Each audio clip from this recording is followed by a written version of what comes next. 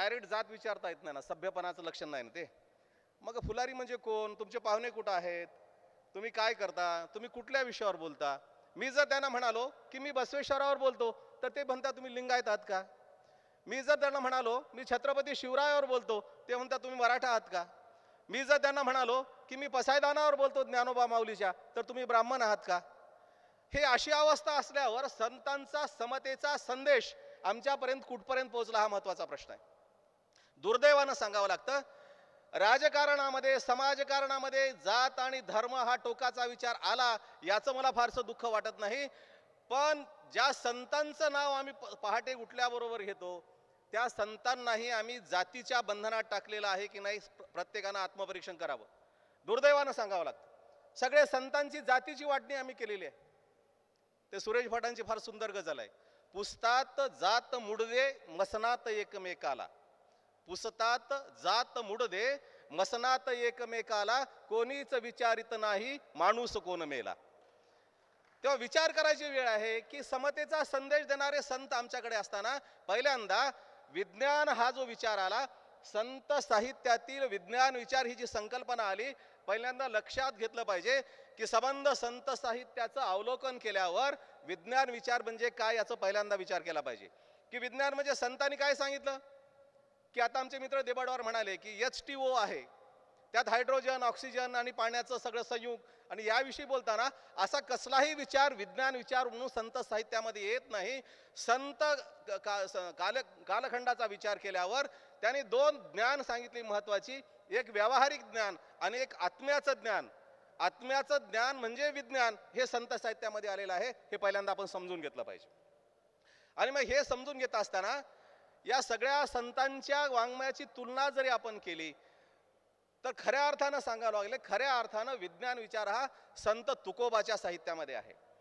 मग विज्ञान हे शास्त्र जर मी असं म्हणालो तर मग शास्त्र कोणकोणते आहेत, समाजशास्त्र आहे, राज्यशास्त्र आहे, नीतिशास्त्र आहे. असे सगळ्या शास्त्राच्या संदर्भात विज्ञान संत साहित्यामध्ये तपासावं लागतं, तेव्हा संत साहित्यातील विज्ञान आपल्याला कळू लागतं. तेव्हा संत साहित्यातील विज्ञान नेमकं काय आहे, की जेव्हा तुकोबाचा विचार करतो, ज्ञानोबाचा विचार करतो, नामदेवाचा विचार करतो, संत रामदासांचा विचार करतो, तेव्हा आपल्या लक्षात येतं की संत साहित्य काय ही संकल्पना पहिल्यांदा आपण समजून घेतली पाहिजे. आणि संत साहित्यातील विज्ञान विचार काय आहे हे पहिल्यांदा समजून घेतलं पाहिजे. तेव्हा व्यवहाराचं जे ज्ञान आहे ते संतांनी सांगितलं, समाजामध्ये कसं राहावं, कसं वागावं. आणि संतांनी हे पण सांगितलं की आत्म्याचं जे ज्ञान आहे, आत्मज्ञान आहे, याच्यात थोडंसं पुढे जाऊन मी म्हणेल की आत्मसाक्षात्कार. मला काय आत्मसाक्षात्कार झाला नाही, पण आत्मसाक्षात्कार ही जी संकल्पना आहे ती विज्ञान विचारामध्ये येते. तेव्हा आत्म्याचं जे ज्ञान आहे ते विज्ञान आहे, आणि जे व्यावहारिक ज्ञान आहे संतांनी सरळ सरळ पद्धतीनं व्यावहारिक ज्ञान सांगितलं आणि आत्म्याला प्रतीत होणारं ज्ञान सांगितलं. आत्म्याला प्रतीत होणारं ज्ञान म्हणजे विज्ञान आहे, हे पहिल्यांदा लक्षात घेतलं पाहिजे. विज्ञान म्हणजे प्रयोगशाळा नाही, कृपया लक्षात घ्या. हा विषय जेव्हा मला विठ्ठल पाटलाने दिला तेव्हा एकानं मला विचारलं, का हो म्हणजे संत साहित्यामध्ये विज्ञान कुठं आहे, संत साहित्यामध्ये प्रयोगशाळा कुठं आहे. म्हणलं प्रयोगशाळा नाही, विज्ञान हे आत्म्याचं ज्ञान आहे, हे संतांनी वारंवार सांगितलं. हे आपण लक्षात घेतलं पाहिजे की 700-750 वर्ष झाली हे साहित्य दुर्दैवानं अनेक लोकांनी मारण्याचा प्रयत्न केला, पण ते मरत नाही. पण हे सगळं तत्वज्ञान संतांचं जिवंत आहे, चिरंजीव आहे, तरी त्याचा जो उपयोग आम्हाला व्हायला पाहिजे त्या पद्धतीनं आम्हाला होत नाही. मी आत्ता सांगितलं की जात धर्म पंथ आणि स्त्री पुरुष भेद या संदर्भात जेव्हा विचार करू लागतो तेव्हा संत आम्हाला कळले का. सध्या भ्रूण हत्येचा संदर्भ सगळीकडे आहे, त्यात आपला मराठवाडा पुढे आहे आणि त्यातल्या त्यात बीड फार पुढे आहे. बीड जिल्हा संबंध महाराष्ट्रामध्ये भ्रूण हत्येच्या संदर्भात आपण माध्यमाचा जेव्हा आपण अवलोकन करतो तेव्हा लक्षात येतं. तेव्हा स्त्री भ्रूण हत्या होते तेव्हा एखाद्या बापाला आपल्याला मुलगी झाली याचं दुःख का होतं. दोष बापाचा नाही, दोष त्या आईचा नाही, दोष असेल तर व्यवस्थेचा आहे. आणि मग व्यवस्था सुधारण्यासाठी तुम्ही काय करणार आहात. ज्याने काही गुन्हे केले त्यांना तुम्ही तुरुंगात टाकला इथपर्यंत ठीक आहे, पण एखाद्या घरी मुलगी जन्माला आली, तिच्या बापाला जर खूप आनंद झाला की आपल्याला मुलगी जन्माला झाली, त्या मुलीच्या बापाला का आनंद होत नाही. त्याला माहित आहे आता हिचं उद्या लग्न करायचं आहे, त्यासाठी मला जे 1-2 एकर जमीन आहे ती विकावी लागणार आहे. व्यवस्था कधी बदलणार आहे. या संदर्भात स्त्रियांचे जे प्रश्न आहेत, मी थोडंसं जनाबाईकडे जातो. जनाबाई जेव्हा विठ्ठलाचं दर्शन घ्यायला घराबाहेर पडली तेव्हा तिच्यावरही खूप टीका झाली. लोक टीका करू लागले. तिला व्यभिचाराचा आरोप झाला जनाबाईवर, पण जनाबाई डगबगली नाही. ती म्हणाली, डोईचा पदर आला खांद्यावरी भरल्या बाजारी जाईन मी. डोईचा पदर आला खांद्यावरी भरल्या बाजारी जाईन मी. पंढरीच्या पेटे लाविले पाल मनगटावरी तेल घाला तुम्ही. काय बोंबलायस ते बोंबला. हा जो स्त्रीवाद आहे, हा जो स्त्रीवाद त्या काळापासून चाललेला आहे.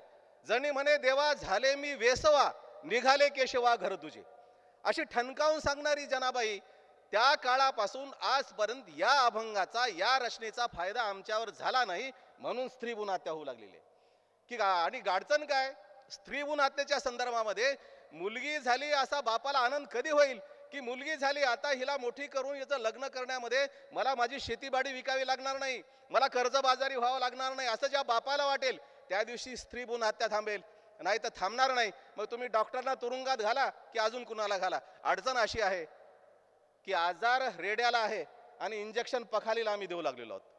हे पहिल्यांदा समजून घेतलं पाहिजे. आणि हे जेव्हा आम्ही समजून घेतो तेव्हा मग प्रश्न सुटत जातील. मी ज्ञानेश्वरी वाचू लागलो.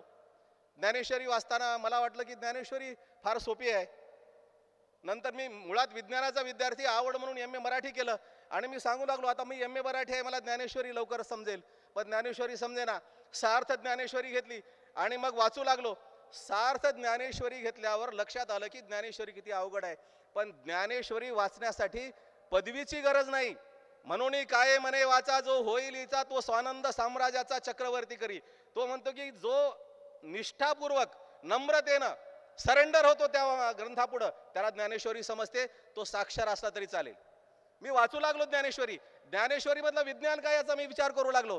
तेव्हा माझ्या लक्षात आलं की मी बोले ना अरूप अरूप दाखविन अतिंद्रिय परिभोगविन इंद्रिया करवी. मी बोलणार आहे हे तत्वज्ञान गुह्य आहे, हे प्रचंड गुंतागुंतीचं तत्वज्ञान आहे, पण हे सांगण्याची ताकद माझ्यामध्येच आहे.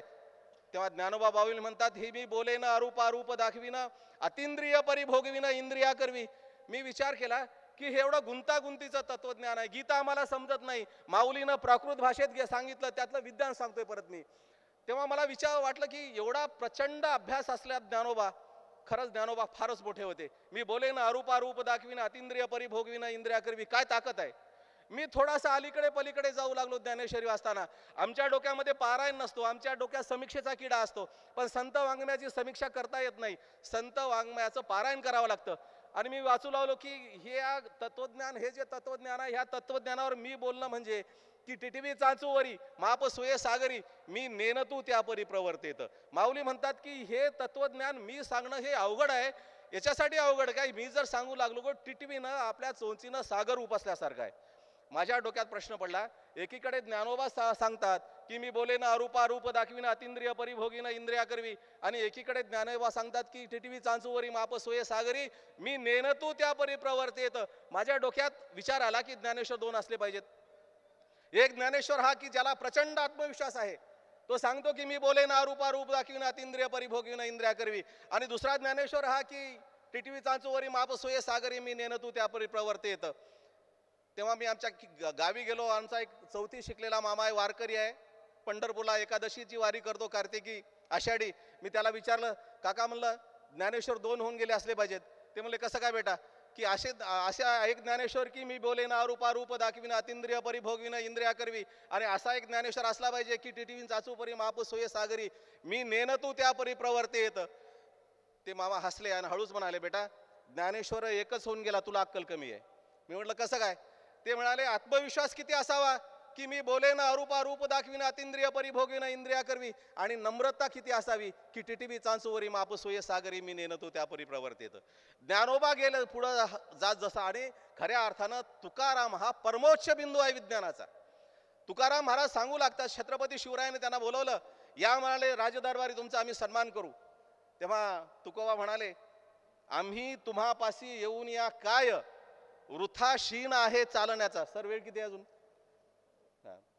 की तुकोबा सांगतात की छत्रपती शिवरायांना तुम्ही आमचा सन्मान करणार आता, तर मी ते म्हणतात की आम्ही तुम्हापाशी येऊन या काय वृथा शीन आहे चालण्याचा. आता हा जो संदेश, यातलं जे विज्ञान आहे तथाकथित आमच्या समस्त साहित्यिकांनी याचा आदर्श ठेवायला पाहिजे. सरकार दरबारी जर आम्हाला बोलवणं आलं तर आम्ही म्हणत नाही आम्ही तुम्हापाशी येऊन या काय वृथाशीन आहे चालण्याचा. आमची चढाओढ लागलेली आहे. पुरस्काराच्या संदर्भात तर तिरस्कार वाटावा एवढी किळसवाणी सगळे प्रकार घडतात. मग तुकारामाचा विज्ञान विचार आम्हाला समजला का? तुकारामाने सांगितलं नवसे सायासे पुत्र होती तरेका करणे लागे पती. आता याच्यापेक्षा अजून काय सांगावं की हे सगळे चमत्कार आमच्यासारख्या तथाकथित रचनाकारणीमध्ये जे टाकलेले आहेत हे सगळे चमत्कार बाजूला काढल्याशिवाय आम्हाला खऱ्या अर्थानं संत साहित्य कळणार नाही. आणि ह्याच्यावर निष्ठा ठेवल्याशिवाय संत साहित्य आम्हाला कळणार नाही. तेव्हा चोखा महार उस डोंगा परी रस नव्हे डोंगा काय भुरलासी वरले अंगा. चोखा डोंगा परी भाव नव्हे डोंगा. आम्ही समजून घेणार आहोत की नाही? चोखोबानं सांगितलं, सोयराबाईनं सांगितलं, बंका महाराणी सांगितलं आणि प्रत्यक्ष देवाला शिव्या घातल्या. ही आमची अवस्था काय केलेली आहे? उष्ट खाता खाता आमचा जन्म चाललेला आहे. ही अवस्था आमची काय केलीस? हा विज्ञान विचार आहे. आणि हा विज्ञान विचार आम्ही घेणार आहोत की नाही? किंवा ज्ञानेश्वर तुकाराम रामदास नामदेव. तेव्हा अहो ग्रंथ ज्ञानेश्वरी ही एवढी मोठी वाङ्मयाच्या अर्थानं तत्वज्ञानाच्या अर्थानं नामदेवांनी सांगितलं नामा म्हणे श्रेष्ठ ग्रंथ ज्ञानदेवी एक तरी ओवी अनुभवावी. अरे ज्ञानेश्वराच्या एका ओवीवर PhD होते तर ज्ञानोबाला PhDच्या पदव्या किती द्याव्यात? तेव्हा आम्ही फक्त ज्ञानोबा कोण्या जातीचा आहे आणि नामदेव कोण्या जातीचा आहे याच्यामध्येच आमची भांडणं चाललेली आहेत. फक्त जाता जाता शेवटचा मुद्दा सांगतो सर. मी पसायदानाचा अभ्यास करू लागलो आणि पसायदानाचा अभ्यास करू लागल्यावर माझ्या लक्षात आलं दुरितांचे तिमिर जावो विश्व स्वधर्म सूर्य पाहो जो जे वांछील तो ते लाहो प्राणी जात. दुरितांचे तिमिर जावो, अज्ञानाचा अंधार दूर व्हावा.